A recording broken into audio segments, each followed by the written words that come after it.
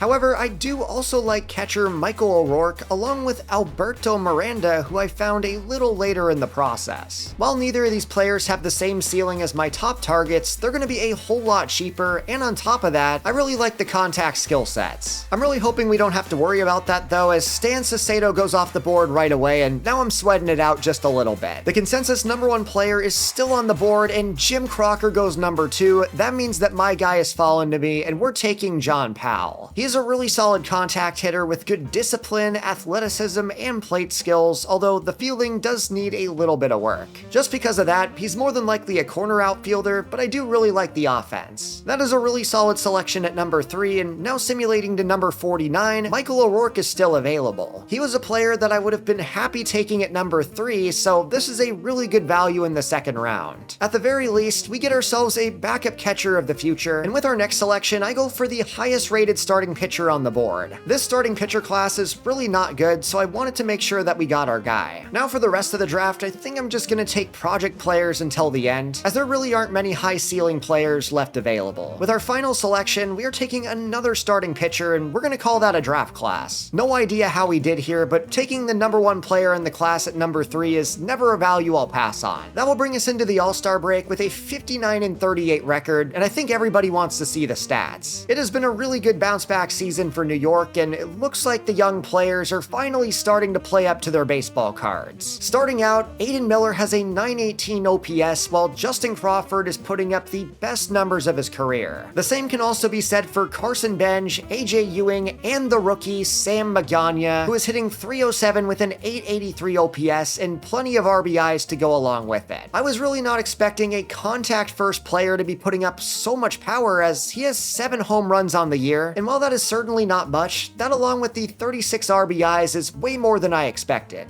The young core of our offense is finally gelling together, and as a result, we're winning a lot of games. Not to mention, look at Enrique Cabrera. I think the future is finally here with him and Nolan McLean. They are both playing at elite levels, while Jonah Tong has been okay, and unfortunately Andrew Painter has not. I feel like we can never get our entire rotation playing well at the same time, and that might be one of the things that holds us back down the stretch. Looking at the numbers though, Painter has really never been a good player, and that's kinda disappointing for a guy who arguably headlined the return of the Juan Soto deal. He's gonna be our 5 starter for the rest of the season, as Enrique Cabrera has no doubt earned the chance to be our number 2, and depending on how the rest of the season goes, he could be our opening day starter next year. Overall though, I'm very happy with how we're playing at the start of the year, as we've been trying to get this lineup to gel for years now, and it finally feels like it's coming together. We've got just about everybody playing well at the same time, and if we're gonna make the playoffs, this is our year to do it. Now, the one discouraging part of all of this is that Sam Magana or Cabrera are not the front runners for Rookie of the Year, as instead there are 2 C potential players right in front of them. That is a little bit disappointing, as looking at the stats for Magana right now, while he has been really good, it's gonna take a lot for him to come back. With a season like the one that we're having though, I do assume that we're gonna have some all-stars, and looking at the starters, I'm seeing Brett Beatty. He is unfortunately entering the last year of his contract, but between him and Mark Vientos, I don't think we've had any players that have been more consistent. Shout out to Nolan McLean for making the All-Star game, along with Casey Legumina and Richard Lovelady, who has now made 3 in 4 years. Our bullpen has been really good this season, and going through the rest of the All-Star game, Brett Beatty makes it as we mentioned before, but it doesn't look like we had anybody else. That will give us 4 representatives, which is the most that we've had so far, and I'll absolutely take it. At the start of August, we're sitting at 68 and 42, which is notably 1.5 games behind the Braves. It is looking like a race to the finish in the NL East, and I'm really excited for the last 2 months of the season, but before we get there, let's view our draft picks. Now, I will note that the overall strength of this draft class was a little bit lower than normal, so I'm not expecting an insane class, but I do feel like we can add to the best farm system in the league, starting with John Powell, who looks very good. 88 potential and 68 overall is certainly nothing to write home about, but Powell was easily the safest pick of the draft and is coming in with a very high floor. He was heavily regarded as the most pro-ready player in the class, and he's coming in with a very similar profile to Sam Magana. Magana. Really hoping that comparison is true, as I'm very excited about John Powell and the future he could bring to the outfield. Then for the rest of the class, really nothing too exciting, as we only got one guy who is 90 potential, but we did get a couple players who have overalls in the low 60s. That should allow them to get up to the majors relatively quickly, as Willie Bautista and Michael O'Rourke are the headliners, and with our final 3 selections, we got 3 players who are trade bait at the very best. Now I will say that during the process, I did prefer Stan Sacedo, and that reigns true, as looking at his ratings, he's 71 overall right out the gate, and with 95 potential, he's looking like a future superstar, while John Powell is only okay. That is certainly a bit of a bummer, but going through the rest of the draft class, I really don't think we missed out on anything aside from maybe this reliever. While I was looking into relievers for this class, I ultimately didn't think that anybody stood out, and I clearly could not have been any more wrong about that. Julio Martes coming in at 95 potential and at 74 overall, he would have been much better than the pitcher that we took in round 3. That is certainly a bit of a miss, but with all the draft capital that we've acquired, I feel like we could make a trade for him that makes somewhat sense for both sides. We are moving on to the second half of the season, but before we get there, I do want to make a move for our future, as Brett Baty and Mark Vientos are up for extensions. While we're not going to be able to afford both of them, I do think it would be beneficial to get one of them back. Baty's asking for $12.4 million a year, and Vientos is asking for less. While Baty is having the better season, I feel like we can't go wrong with either player, and just given our budgetary restraints, I feel like Vientos is actually the better option. That being said, I'm going to offer him a 3-year extension worth just under $11 million a year. He will accept that immediately, and unfortunately that does confirm that this will be Brett Baty's last year with New York. Well, I guess I can't really say for sure, as we do have some places that we can save money, but with guys like Nolan McLean becoming more and more expensive, I really cannot expect him to be back. I think the biggest potential issue for Baty returning is that Nolan McLean is asking for more and more money, as we just bought out 2 years of arbitration for $14.6 million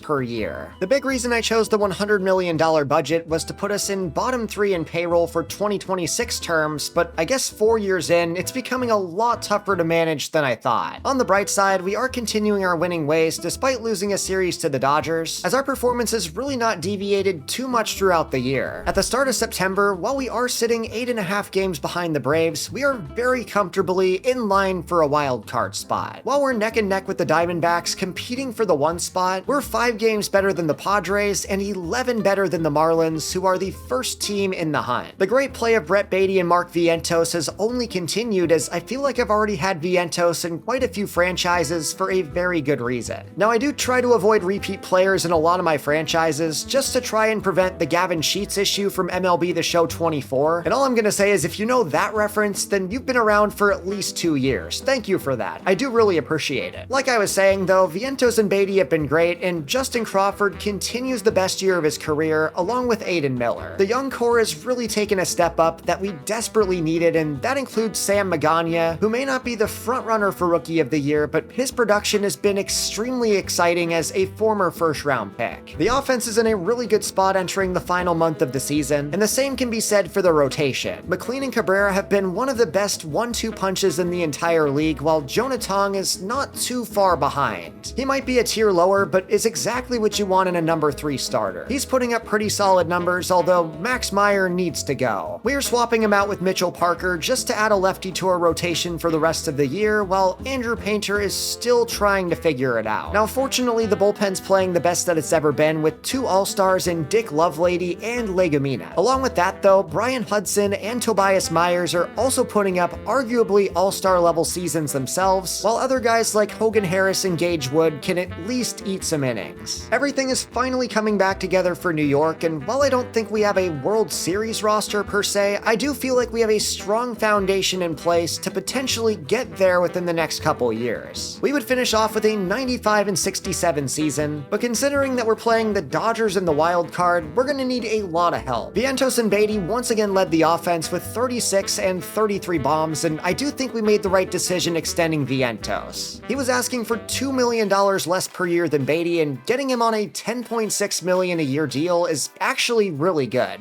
That is a really good value for a guy who has consistently delivered seasons like this, but these 2 guys were not the only players who were productive this year. We finally got some good production out of Crawford, Benj, and Miller, along with AJ Ewing, who for a while was looking like an absolute bust. bust. Aiden Miller was probably the best with 24 bombs and 69 RBIs, and finally the Juan Soto trade is looking somewhat good. That was also helped out by easily Justin Crawford's best year in the majors, and having homegrown players like Carson Benj, AJ Ewing, and Sam Magana also deliver good offense was just the cherry on top. While I'm proud of what this team has done this year, it will certainly be a David and Goliath story going up against the Dodgers. Shohei Ohtani has now won 6 MVPs, with his latest taking one away from Drake Baldwin. And I just gotta mention, this guy is an absolute monster. He has developed into a superstar, and I'm not excited about going up against him for division titles for years to come. However, the big question that I have is, did Cabrera win Rookie of the Year? Unfortunately, he did not, and the guy that beat him is a relief pitcher with a 5.67 ERA. Now, this is unfortunately just classic MLB The Show, but I do have a few questions here. Now, first and foremost, how did he win 18 games as a reliever? I don't think I've ever seen that, especially for a non-closer. Then, of course, there's the big one being, how did he win Rookie of the Year, and how did he win it over Cabrera? Now, I don't want to say that ERA is everything, but coupled with a 1.58 whip and a 0.1 WAR, this does not make any sense to me. Just keeping it plain and simple, we just got robbed of a first-round pick, and while Cabrera had a fantastic year, going up 4 overall, the only reason it made sense to have him on the opening day roster and waste a year of his service time was to win Rookie of the Year, which of course did not happen.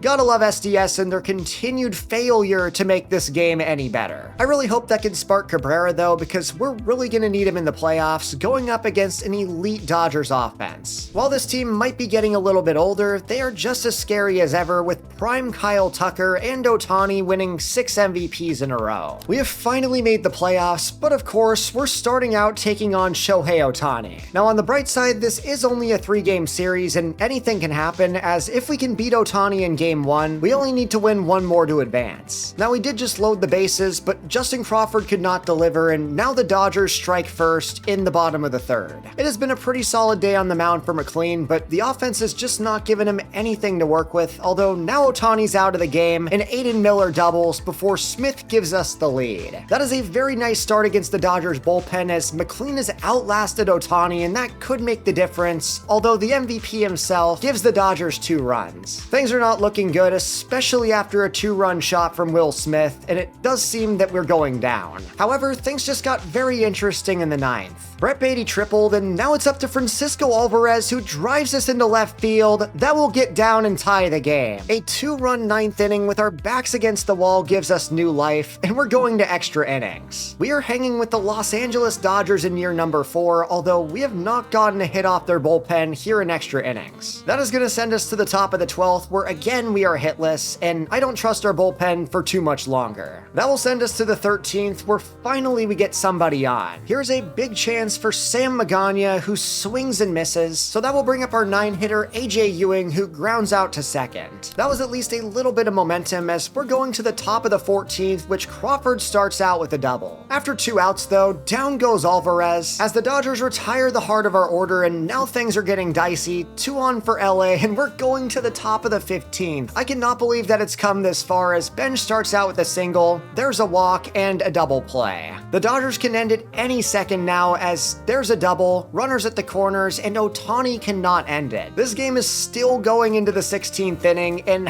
bring on the 17th. Regardless of who wins this game though, the bullpens are both going to be gassed out, and unfortunately the Dodgers win it. That is a really frustrating loss for New York, as there were plenty of chances for them to get on the board in extras, but they fell completely flat. That might have been our best chance to beat them, as simulating the next game, Cabrera loses, ending our season. Then to make things even worse for us, we got to watch from our couch as the Braves won their 2nd title in 3 years. There's only one free agent going into the offseason, but unfortunately, Brett Baty is a pretty significant one. It is going to be very tough to replace his production over the past 4 years, but I do trust that we can do it, especially with some of the prospects we have coming up. Most notably, I do think that Ryan Clifford has a very similar skill set, and he's coming off a big year of improvement where he increased 5 overall. Not to mention, we drafted Evan Favre in the first year of the franchise, and the former 3rd-round pick is one of the best prospects in all of baseball. Along with those 2 guys though, I also really like John Gill, who was one of the pieces in the Francisco Lindor trade, so I guess all I'm saying is there are plenty of options to replace Brett Baty. Also, I just realized that I accidentally cheated cheated in our last draft, taking starting pitcher Ed Cruz in the 6th round, even though he's 18 years old. He will be traded pretty quickly, just wanted to let you guys know. Now, for a team like this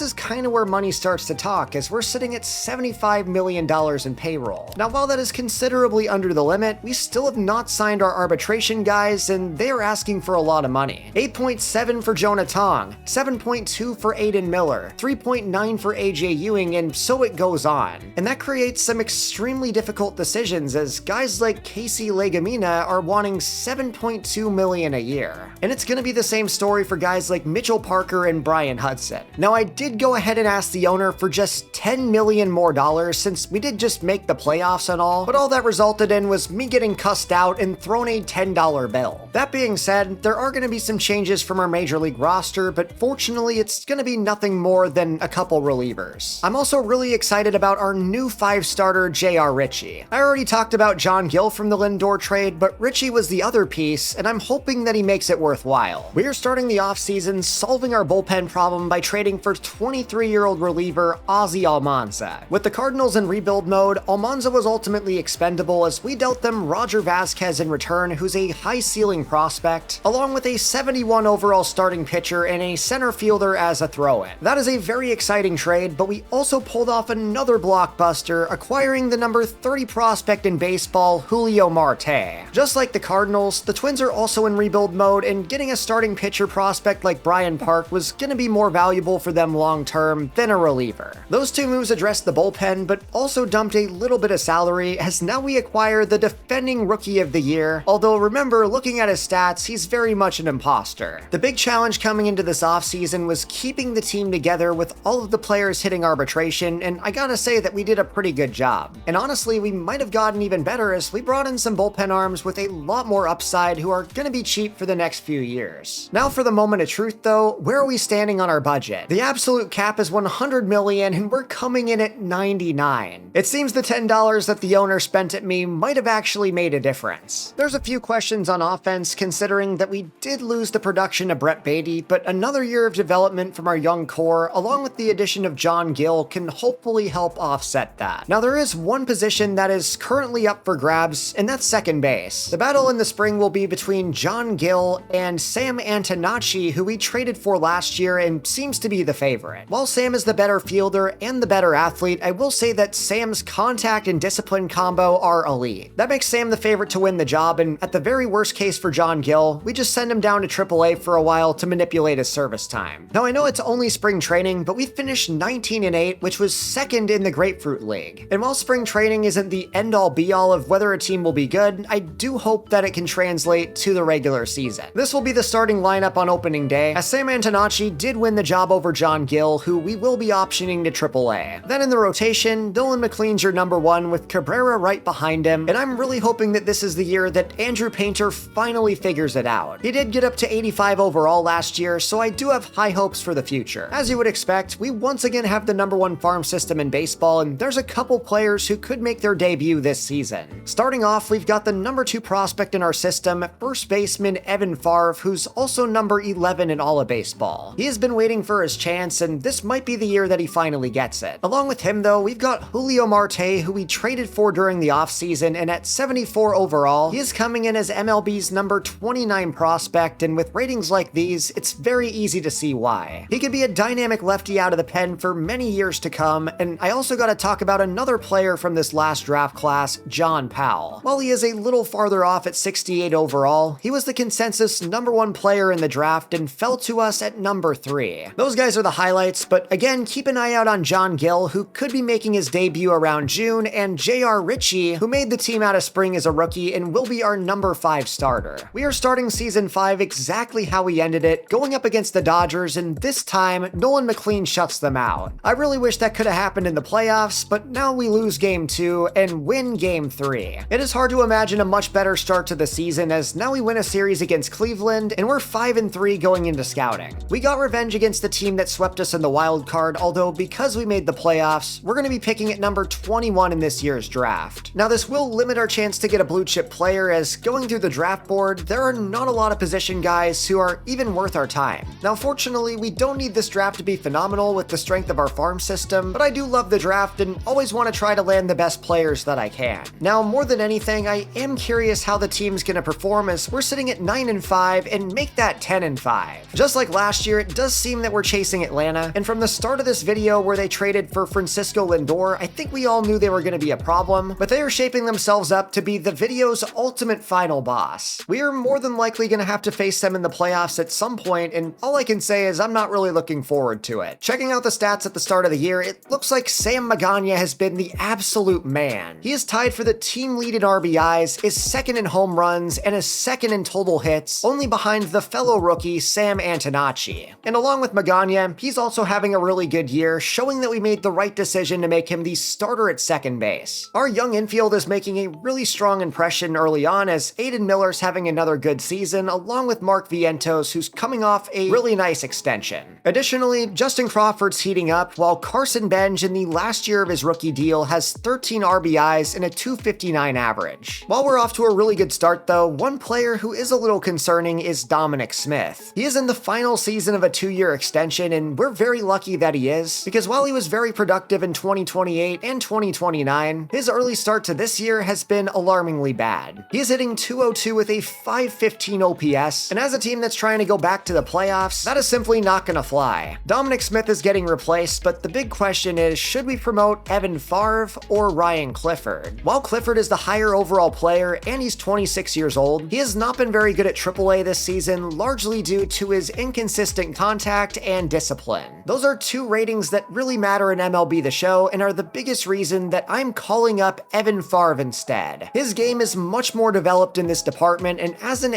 potential 22-year-old, he is putting up a .302 average at AAA with a .779 OPS. That will earn him the promotion to the MLB roster, becoming the second player of his draft class to get the call-up. He will become the starting first baseman against righties, and honestly against lefties as well, considering that Luken Baker's off to a pretty rough start to the year. He's a much better fit as a bench bat, as I truly believe that Favre needs this opportunity. That is a big-time move right out the gate, and then in the rotation, Tong McLean and Cabrera are doing their thing, but Andrew Painter still cannot figure it out. Really hoping he can turn things around, as he is now 26 years old and is no longer going to have the leash of a top prospect. He is really struggling, and the same can be said for J.R. Ritchie. If we want a chance to win this division, these two guys have to turn it around. But just one thing to note is I did move Gage Wood from starter to reliever during the offseason, but he can always be changed back if we need it. And the same thing can also be said for Tobias Myers. He might actually be better as a starter with 86 control and good enough stamina at 56. It is the middle of May where we're taking on Atlanta for the first time, and we actually beat them in a 3-game series. I did not expect us to beat them, as now we're only trailing by 1 game at the start of June. We do have another series against them in June though, which we also win 2-3. That will officially put us in first place, and truthfully I cannot believe it. Just to update you guys on the scouting end of things, we are having a harder time finding gems in this class, but we might have found one in Jose Herrera. It may not be the deepest class, but there are some really solid outfielders, as we found River Mori along with Herrera and Ray Gonzalez. We also discovered an infielder by the name of Kirby Couch, which might be one of the craziest names I've ever seen. And while I'm not sure if his profile is too good to be true, I feel like I have to scout him just in case. As a discovery player, he could be an option in the second round, as we're going into a series against the Dodgers, and we lose the series 3-4. They get their revenge from opening day as we do rebound with a series win against Seattle, and that will take us into the MLB draft. I'm gonna be real with you guys, I don't really have a plan for this draft, as we're picking at number 21, and I just don't feel like it's a very strong class. I will be taking the best player available, and initially I thought that was gonna be Jackson Meredith, but he's pretty underwhelming as a first rounder, and I saw another player who I'm more interested in. I know that closers don't have high positional value, but considering that Dennis Maynard fell to 21, I feel like he's a rare player worth taking a risk on. Now, I usually don't like taking relievers in round number 1, but considering that I have a chance to take a blue chip level player at 21, I feel like I'd be dumb not to. We take the closer, and simming to the next round, we have a tough decision to make between Kirby Couch and Joe Layden. Seeing that Couch has amazing contact, I really don't want to risk him falling another round. We start the draft off with 2 high floor players, and simming to the 3rd round, Layden is unfortunately no longer available. While that is kind of unfortunate, we do have pitchers for days, so I'm not really worried about it, and we'll take the best player available in right fielder Freddie Chacon. He is ranked number 41 on our board, so again, another really solid value, but after that, I don't really think there's much worth talking about for the rest of the class. There's only a few draftable players left on our board, so we're just gonna call this a wash and move on to the rest of the year. That might have been our worst draft yet, but the good news is we're going into the All-Star break in first place in our division. We are sitting at 60-37, and just going down the list of our lineup, we've improved even more from last year, and Sam Antonacci is playing like the Rookie of the Year. He may only be a 76 overall C potential, but a 936 OPS and a 350 batting average are nothing short of elite. Not to mention, he's also in second place on the team in RBIs, and has essentially just been a better version of Sam Magana, who's kinda struggling this year. I am a little nervous seeing the first draft pick of this video on a cold streak, as he's only increased his overall by 2, and as an A potential player, I was expecting a lot better than a 701 OPS, especially considering that Antonacci's playing at an all-star level. As for the rest of the offense, Mark Vientos continues making me look good after signing him to an extension, and the same can be said for Francisco Alvarez, who's currently hitting .272 with 20 bombs. He is leading the team in dingers, with Vientos, Benj, and Aiden Miller not too far behind. Speaking of Miller, he is hitting .243, which is a bit of a letdown, but the power has certainly been there for the young shortstop. While there's certainly room for improvement, I do like the offense's development, and most notably, the addition of Evan Favre seems to be paying off. He has not been with the team very long, but he already has 38 RBIs, 6 home runs, and is hitting .296. He is already emerging as a young offensive core player of the future, while AJ Ewing is also on a hot streak. It has been a great season for the offense, and then on the pitching side of things, I think Enrique Cabrera is finally overtaken McLean as the ace. We've been waiting on that for a couple seasons, as he's up to 85 overall, only getting better, and while McLean is certainly the more balanced player, he's 5-9 as a starter, so I think it's time to move him down. We gotta feed the hot hand, and the same goes for all-star Jonah Tong. Given his struggles over the first few years of his career, it is so nice to see him get into the all-star game, as he has only gotten better over his first 6 years in the league. Those 3 guys have been great, but this rotation will be defined by the entire starting 5, and at least Andrew Painter is starting to turn things around. Considering that he's up to 87 overall, I still feel good about his development. However, the same thing cannot be said for J.R. Ritchie, who's really struggling with a 6.02 ERA. He has not gotten any better, and unfortunately, I think it means it's time to send him down. To take his place in the rotation, we're gonna bring in Tobias Myers, who's lighting it up with a 1.7 ERA, and considering that he has an 86 control rating, I feel like this could be a big-time move. As we mentioned before, Jonah Tong did make the All-Star game with an 11-3 record. I would not be surprised if he made a play for the Cy Young. Unfortunately for New York, though, it doesn't look like they had any other All-Stars, as Francisco Lindor makes the game yet again, but there's no more representation from the Big Apple. We will find out if we can win the division, but before we get there, it is time to view our draft picks. I'm really not expecting a strong class, but at the very least, I'm hoping that we struck gold on Dennis Maynard. At least from the profile, he's about as close as you can get to a can't-miss player, and that is gonna reign true. 91 potential, 73 overall, that will play in the bullpen long term. Really great to come away with him, along with Kirby Couch, who's 85 potential, but does have 65 overall. His floor, along with the contact rating, should help him reach the show relatively quickly. And as for the rest of the draft class, not really much to write home about. We're moving on to the rest of the year. We are starting the month of August with a really tough series against Philadelphia, but we win it 3-1, and now of course lose to the Marlins right after. Really not a good look, as now we're taking on the losers of the World Series and are able to beat them 2 games out of 3. While it may not be enough to win the division, we are maintaining pace, and ultimately these 2 series against Atlanta could be the most important of the season. Now we are trailing by 5.5 games coming in, so more than likely we're going to be a wild card team for the 2nd year in a row, but we could very well see Atlanta again in the playoffs, and if we do, I'm afraid it's not going to be very good. We lost the first series coming into September with an 81-55 record, and it is so difficult having a team like Atlanta in the division. We split a 4-game series against them, but considering that we're too far behind in the division at this point, I feel like the best thing we can do is just advance to the playoffs and hope for the best. The Mets would finish the year on a 6-game win streak to win 96 games, once again improving their total from last year. They have now improved every single season of the franchise, so it does seem that the Moneyball rebuild formula is working, although rather slowly. Unlike last season though, we are the #1 wildcard team, finishing with a better record than the Dodgers. And we finally have our first major award winner. Sam Antonacci as a rookie wins the batting title. I cannot believe that he was in a position battle in spring training, and it seems that we made the right call making him the starter. 90 contact right, 99 contact left, and 89 discipline are exactly what he needs to be a core focal point of a Moneyball team. Not only did he finish first in the batting title though, but no surprise here, he gives us our title back for Rookie of the Year after Rodriguez stole it last year. We definitely got robbed last season, but this year, Antonacci left absolutely no doubt, as along with putting up the average that he did, 82 RBIs is not too shabby. As for the rest of the awards though, no shocker here, Shohei Ohtani just won his 7th or 8th MVP in a row. It is indeed number 7, but the most ridiculous stat here might be that he's won 43 total awards in his career. He might actually have more trophies than anybody else combined, and it's been insane to watch him develop into the GOAT. As I mentioned before though, Atlanta's going to be a huge problem as Matt Olson was not only 3rd place in the MVP race, but they also had 2 Cy Young finalists, including the winner. And the cherry on top of all of this is they also had reliever of the year. I think the first thing that I'm noticing looking at our season stats is the offense was a lot better this season than I think they've ever been. We had so many players creeping up on 100 RBIs, including Evan Favre, who didn't even play for most of the year. All things considered, while the record may have said that this was our best team ever, I truly feel like the production on the field showed that as well. Sam Magana got off to a bit of a slow start, but did rally back to put up a 764 OPS, which was the same as Carson Benj. Now I will say that I'm a little disappointed in Benj's production, as despite being 86 overall with a potential, I feel like the numbers never really got to where we wanted them to be. As I mentioned before, this is the final year of his contract, and while we're not going to be able to afford to bring him back, I do feel like he's a replaceable player. We'll get to that in the offseason, but before we talk about replacing anybody, I think we got some unfinished business in the playoffs. I think without a doubt, our ace going into this playoff run is Enrique Cabrera. He'll be the #1 with Nolan McLean as the #2, although the win-loss ratio from this year is certainly concerning. I do feel like he can bounce back, but in the event that he doesn't, I do feel really good about Jonah Tong as our #3. Then for our 4th option, it was going to be between Andrew Painter and Tobias Myers, but ultimately we have to go with the hot hand, and Tobias Myers came in and went 6-2 as a starter, putting up a season ERA of 2.9.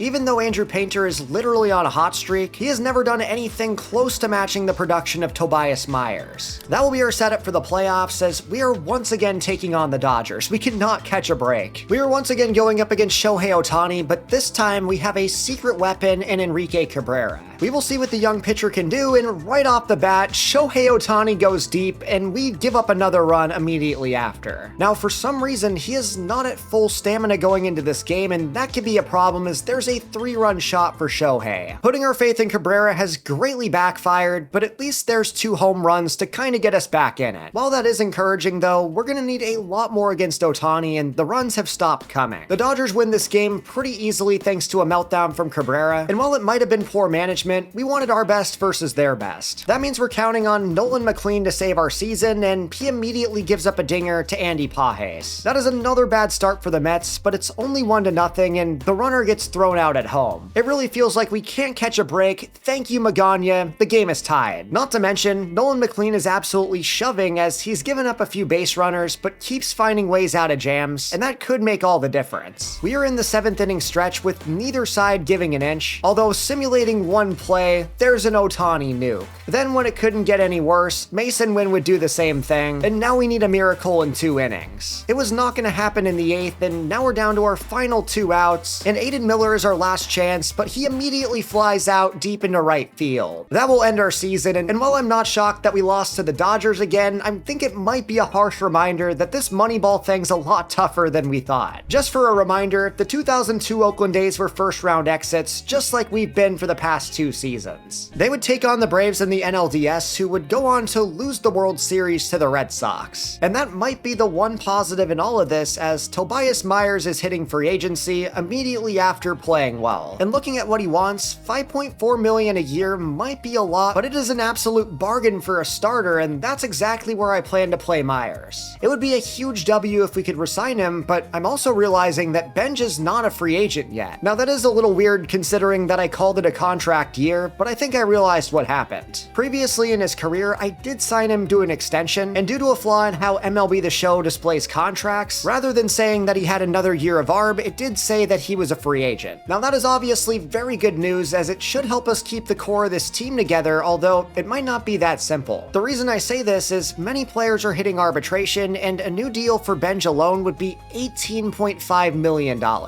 I don't have to pull out the calculator to say that he is absolutely not worth that money, and I'm assuming it's the same story for Jonah Tong, who's wanting 15.6. That being said, just to keep ourselves within the budget, we are going to have to make some tough decisions on several key players of the team. After tendering contracts to everybody except for the arbitration guys, we're sitting at $54 million in budget. The combined deals of those players alone would command $73 million. Now, just for some quick math, that'll put us $19 million over, and in other words, what if we just traded Carson Benj? As far as his replacement go, John Powell is sitting at 71 overall after getting drafted number 3 overall in last year's draft, but also along with him, Ryan Clifford is fully capable of playing right field, and he's been waiting for his chance at the majors for literally like 10 years. After considering the options, I think the best trade partner for Carson Benj are the Chicago Cubs. They're a contending team that desperately needs someone out in right field, and in return, we would be getting back 2 really solid MLB-ready prospects. This does feel like a good deal for both sides, and it gets accepted. Carson Benj is a Chicago Cub, taking that contract off the books, and in return, we're getting a player who could potentially start day 1 in right field. We also just performed a bit of a salary dump, putting Gage Wood and Zach Thornton, who are good but arbitration eligible, into a deal to get 3 prospects from the Rockies. Now, I really wish I could say that got us under budget, but unfortunately, we're gonna be a little bit short. And out of the group that's arbitration eligible, I think the most expendable guy remaining is Justin Crawford. With Ewing, Kepley, and John Powell on their way up to the show, I think he's the most expendable option, and the Red Sox are a contender that could really use a center fielder. Now, I do feel like this offer's a little bit steep as it is, so I'm throwing in another pitcher, but that still did not get the job done. The main player that I'm targeting in this deal is third baseman Dorian Sato, as I know we have plenty of infielders already, but considering that he's 76 overall with no service time used, we could really use a cheap, controllable player. If they wanted to do Soto straight up for Crawford, I would be all in, but I am trying to sweeten the pot with a 75 overall minor league reliever. I feel like that's a pretty good package for a guy like Justin Crawford, and simming forward, we do get it done with the addition of RJ Schreck. That is a big time move, getting a 23-year-old third baseman who should fit right into our system. Now, I know that both of those moves probably sting, but I still feel like we can win more games than last year, especially considering that Crawford and Benj were not as productive as we ever wanted them to be. I truly believe that Kane Kepley can play one of the outfield slots, but the other's gonna be completely up to competition. Additionally, we're gonna try to sign back Tobias Myers for a 2-year deal worth about $4.5 million a year. He's the one free agent that I'm targeting, and he will indeed be back. With everybody now paid, we're sitting at $92 million in commitments, which is enough money to go out and make another move at the deadline if we want to do that. That could very well be our solution in the outfield, but I do want to give the first chance to guys like Ryan Clifford, along with our first round pick from last year, John Powell. Now, you might be thinking to yourself, did you really have to bring back Tobias Myers? And that answer is absolutely. I know it says that he's a 75 overall, but that's only because he's listed as a reliever, and I would be willing to bet that this is more like 82. Even aside from that though, the most important stat in the game for a starting pitcher is control, and Myers' rating is an 86. Not to mention, he performed extremely well as a starter last year after J.R. Ritchie struggled early on, but the biggest reason that we needed to bring him back was insurance for the future. And what I mean by this is, after this season, Nolan McLean, Jonah Tong, and Andrew Painter are all hitting free agency, and there's no chance we bring them back. That offseason was pretty rough, but honestly, if you don't think that it was realistic, just look back at the real-life Oakland A's. They would go on insane runs of trading their best players right before they hit free agency, so I feel like it truly wouldn't be a Moneyball video without us having to do that as well. That will bring us into Season 6, where we're trying to give Nolan McLean, Jonah Tong, and Andrew Painter one last ride. Here's the starting lineup for Season number 6, as Sam Antonacci is now batting leadoff, with Aiden Miller at number 5, Evan Favre at number 6, and newly acquired Kane Kepley at number 8. Then, just like in any other recent season, we do have a rookie making the starting lineup, and this year it will be former first-round pick John Powell. Like I said during the offseason, the contact and plate skills are absolutely there, but he also has some solid athleticism, and at least against righties, pretty good power to go along with with it. Now, the one downside with him is the defense is absolutely terrible, and that is why we're swapping him with AJ Ewing, putting him in left field. Most notably, we brought back Tobias Myers, who certainly earned the starting job at the end of last year, but in the event that he can't sustain the success, I do think that J.R. Ritchie has better days ahead of him. But if we really struggle to find someone, Enrique Moreno is very close to a call-up. He was our second rounder in 2026, and as a 25-year-old, he's been waiting patiently for his chance to get called up. Overall, though, I think where this team has changed the most is the bullpen. We have really put an emphasis on acquiring young, controllable, high-ceiling relievers, and just looking through the players that we have in this group, I think we've done a really good job. While most of these players were external acquisitions, we do have a homegrown player in Xavier Kearns. He was an absolute bargain in the 6th round a few years ago, and I'm really excited to see what he can do. I'm also seeing that Leo Rivas is on waivers, and while it wouldn't be a flashy acquisition, he's a switch-hitting utility man who would be perfect off the bench. Opening day is against the Pirates, and we lose this game 2-0. Not a good showing for the new-look offense, and hopefully losing Carson Bench and Justin Crawford didn't matter all that much. We only put up 3 hits against the Pirates and wasted a quality start from Enrique Cabrera. We really need to bounce back as we win this series, and thankfully, that would spark a winning streak as we also beat the Cardinals. I'm not going to focus too much on scouting this year as we're already in season 6 of the rebuild, but I just wanted to let you guys know that I just found an S-tier name in Memphis Stapleton. If baseball doesn't work out for him, he could join the rodeo or maybe become a country singer. Despite a rough opening day, we're actually off to a really solid start to the season as we're going up against the Dodgers and win a series against the team that beat us in the playoffs again. I was naturally pretty worried about losing 2 of our best outfielders, but early on, we're actually playing extremely well. We are sitting at 22-8, which is 5.5 games in first place in the division, and look at the Phillies and the Braves at the bottom. We have been waiting our turn for a while, but with all the young talent coming together at the right time, this might finally be our year. As far as the lineup goes, Antonacci's proving that he wasn't a one-year wonder, a .330 average and 24 RBIs, and going down the list, Magana's off to a bit of a slow start, along with Francisco Alvarez, but I do trust those 2 guys to turn things around, along with Aiden Miller. However, going down to the meat and potatoes though, I want to check on our homegrown guys as John Powell and Evan Favre are playing great. Something about these homegrown players performing just hits different in franchise, as we were kind of forced to put a lot on Powell's plate, but he's responding very well early on. Not to mention, Evan Favre is playing like an all-star, which does offset the struggles of guys like Magana and Alvarez. Then as far as the rotation goes, Cabrera's been really good along with Jonah Tong, and while McLean is taking some time to heat up, these stats are not the worst in the world. However, the same cannot be said for Andrew Painter, who has a 5.5 ERA, and Tobias Myers is currently running circles around him. We've had Andrew Painter on the squad for 6 years, but for some reason, he still cannot figure it out. I'm keeping an eye on players who could replace him, as we do have J.R. Ritchie, but looking at the guys in AAA, it's looking like a whole lot of nothing. I did talk about Moreno earlier, but a 5.5 ERA is just not gonna play. Our 5 starter has felt like a revolving door for really the entire rebuild, but if you want to see some good news, look at these bullpen numbers. The young guys have come to play, with Julio Marte posting a whip under 1. Cox has been outstanding along with pretty much everybody else. Marte is easily the highest ceiling player of the group, and looking at that stamina rating, I'm kinda wondering if he could be a starter. That might be something to keep an eye on down the road, but at least for now, I'm gonna make him our closer. This team is absolutely cooking at the start of June, as we are 41-17 with a 4.5 game lead. Now I do have to note that the Braves have won 9 out of their last 10 games, which certainly makes me a little bit nervous. Overall though, if we can just keep playing the way that we have, we should be able to maintain the division lead. The top of our lineup is really heating up, with Antonacci hitting .348 and Magana also starting to figure things out. We will finally be taking on the Braves in the middle of June, and we do win the series, taking the first 2 games. It is way too early in the season to say if that even means anything, but it did get us on a bit of a win streak, as we have now won 9 games in a row. As far as the major awards go, I don't think anybody's gonna stop Ohtani from winning his 8th consecutive MVP, but at least for us, we do have 2 Cy Young finalists, although one of them is Andrew Painter for some reason. Despite his 4.91 ERA, he's 11-3 as a starter, but these numbers are not Cy Young worthy. While Sam Antonacci's not gonna be in the MVP race though, he is the frontrunner for the batting title with a .362 average at the start of July. He was just about the smartest trade acquisition we possibly could have made, and as a result, he's up to B potential. We're looking very good on the award front, as John Powell is also the runaway favorite for Rookie of the Year. He does have a bit of competition from Josh Adamskiewski, I